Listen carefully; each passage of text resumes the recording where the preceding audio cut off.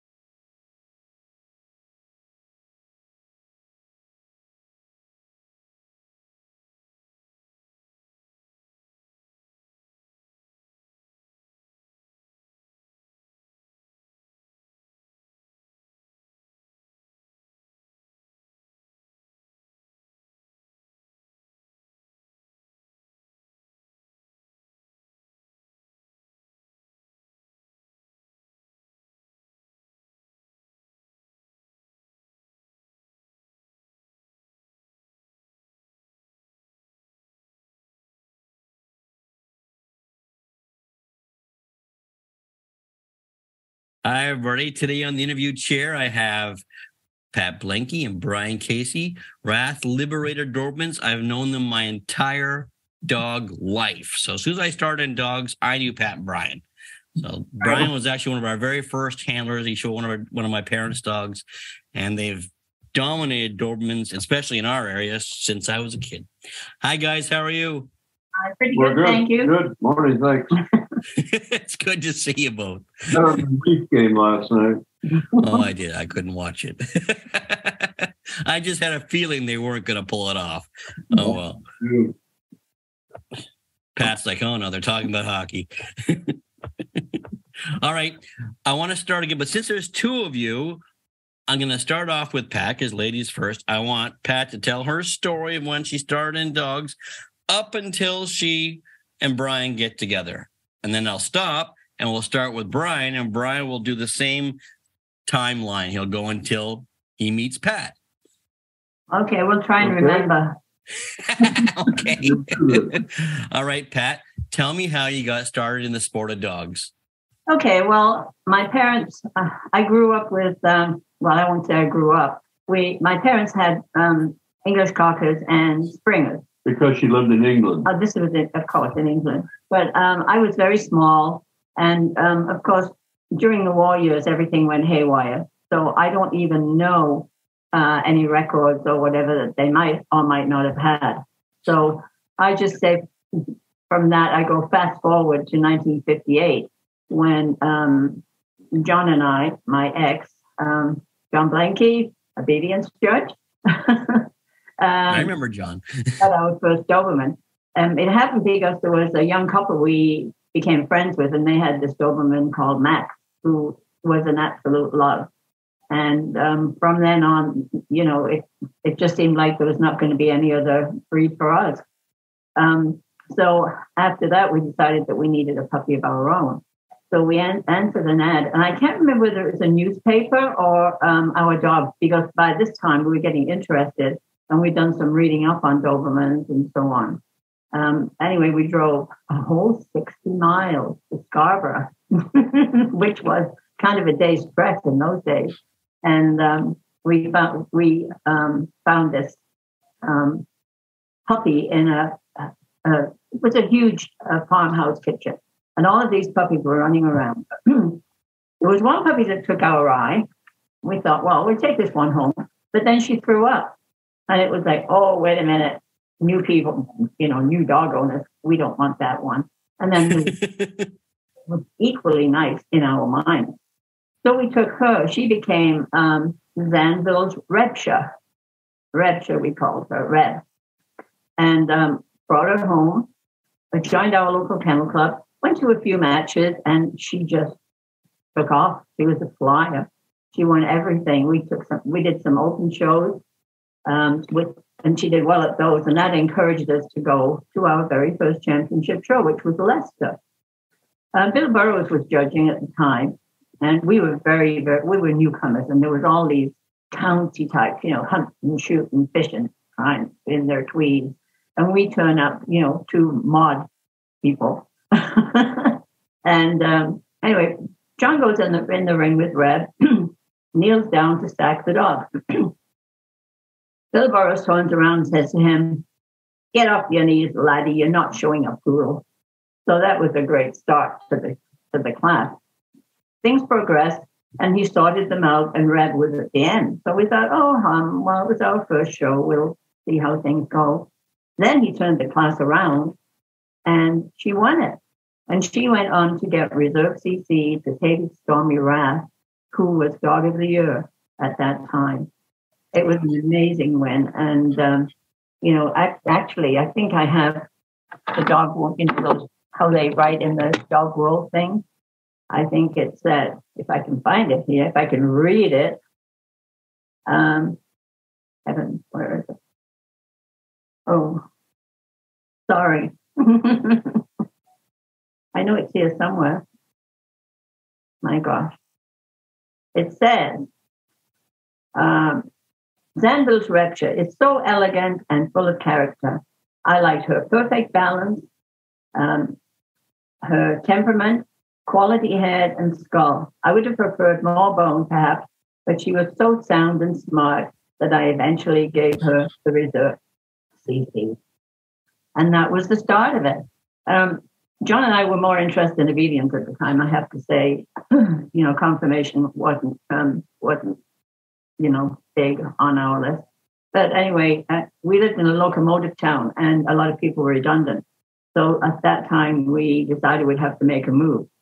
So we had to sell Rabsha and an Afghan hound, and that was heartbreaking. Anyway, we came to Canada in 1963, and we were here all of 6 weeks when we decided we couldn't be without a dog anymore. We had rented a house. So again, we looked in a newspaper ad and found this litter that was, the mother was a granddaughter of Alamat Checkmate. We recognized the name. We actually paid $50 for her, which was a lot of money. Anyway, she went on to become obedience trial champion, Wrath Stormy Rebel. We named our kennel name after Tavy's Stormy Wrath. So that's how Wrath came about. And she set a whole new standard for obedience Dobermans at the time. Dobermans weren't popular then. Their reputation wasn't that great.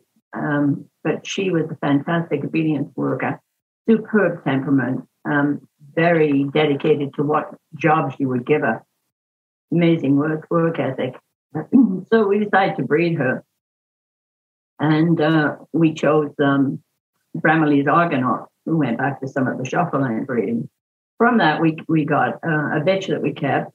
And she went on to become, she finished her championship and went on to become obedience trial champion. And those two bitches, for 6 consecutive years, were top Ontario obedience dogs. 6 consecutive years. That was quite a record. Oh, for sure. But John and I didn't. We were mostly involved in obedience, and so we didn't do a lot of showing. Just at the occasional shows. I think during the time we were together, I think we only had 5 litters, which wasn't a lot. But we mostly devoted to obedience. And we bred to Shuffline's Blackberry Brandy. That was one of Joey's. That's how we came to know Joey. That was, I think, in 1966. That's Joey Purdy, just for people that don't know. That's Joey Purdy from Shuffline. Yeah. And we had some nice dogs that we kept from that. And then we bred to Shuffline's Vintage Gruber. And that's really basically how it started, with we weren't terribly involved in showing at that time. Obedience was our main focus, But we, as I said, we had some pretty nice puppies that ended up mostly in pet homes, or obedience homes, I should say. And they did very well in them, And I think that's up until the time. How did you meet the guy next to you? Well, it's a long story. Do you want to tell that story? Oh, I might well screw that one up.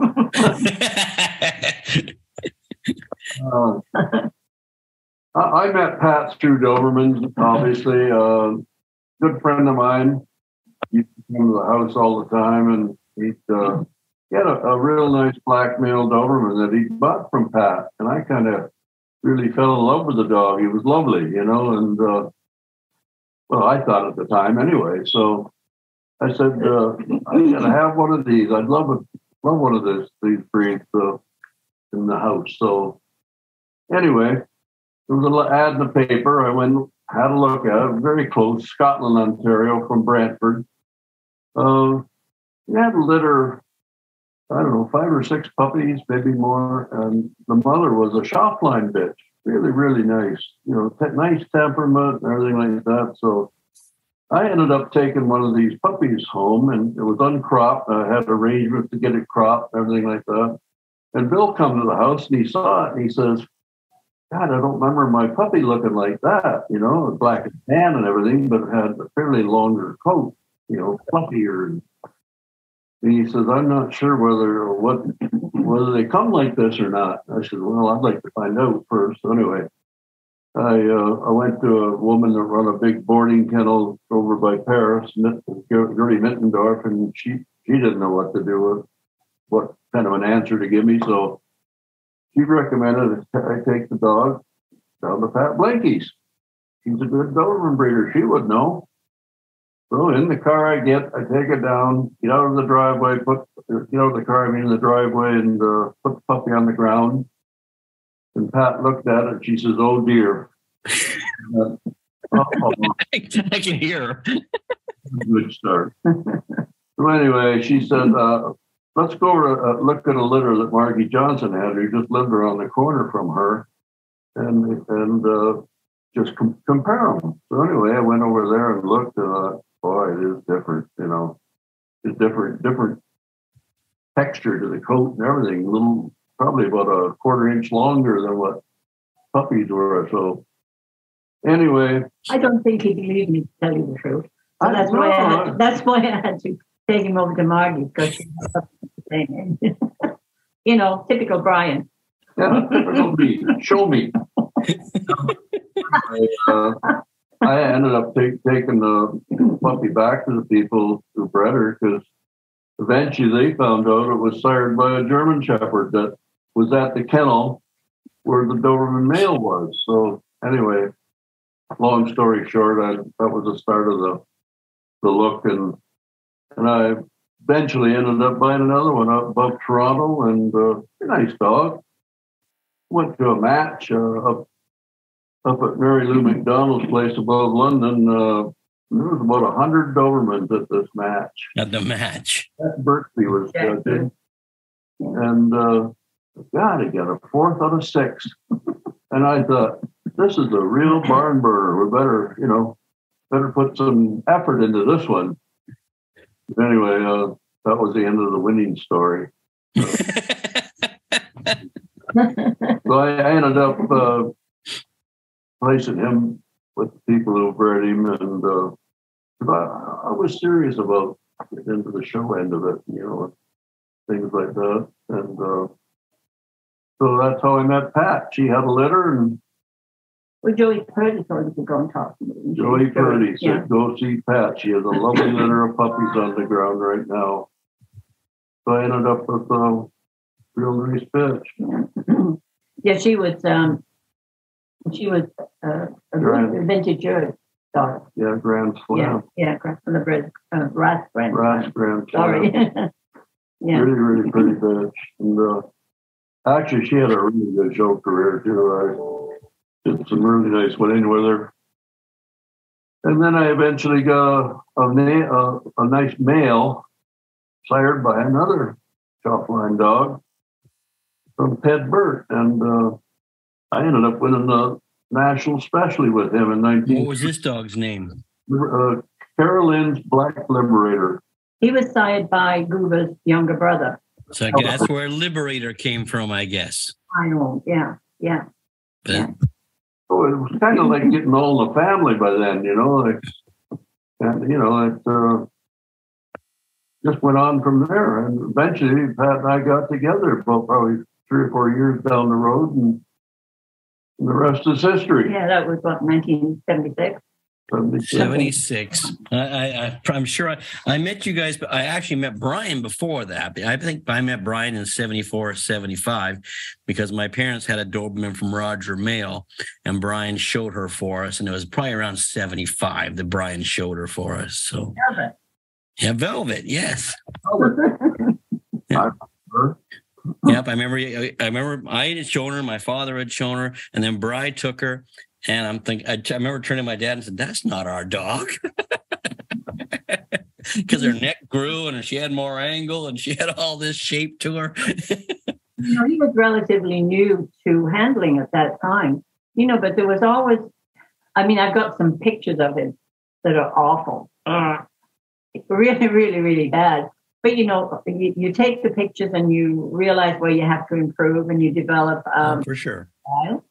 And I always knew he was going to be a good handler. It just seemed to be in his genes for some strange reason.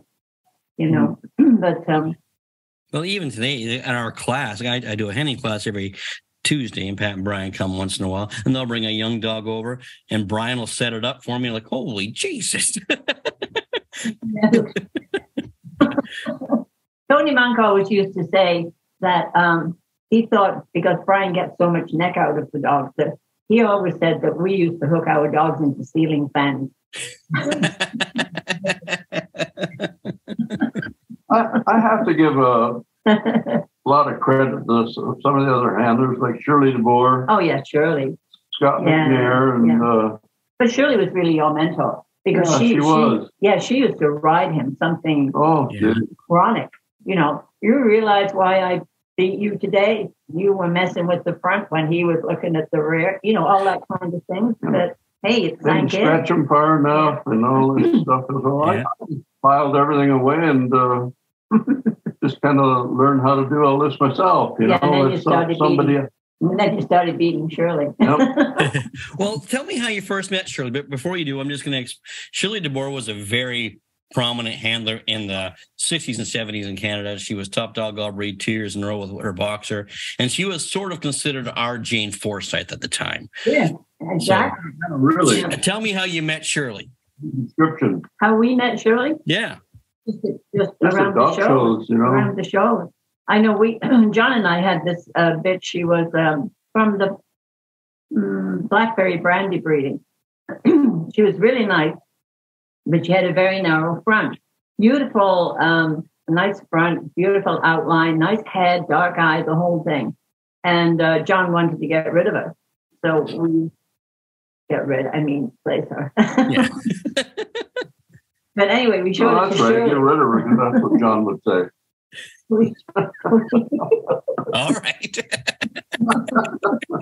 We showed it to Shirley, and she, how she would go around and she'd look at the dog and look at the dog, and she'd say, "Why would you want to get rid of this bitch?" And John said, "Well, both legs come out of the same hole, she's narrow in front."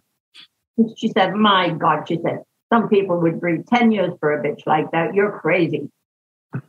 So we kept her. And she became an obedience trial champion. Actually, John showed her when she was in obedience, when she was 9 or 10 years old, when she got her utility degree.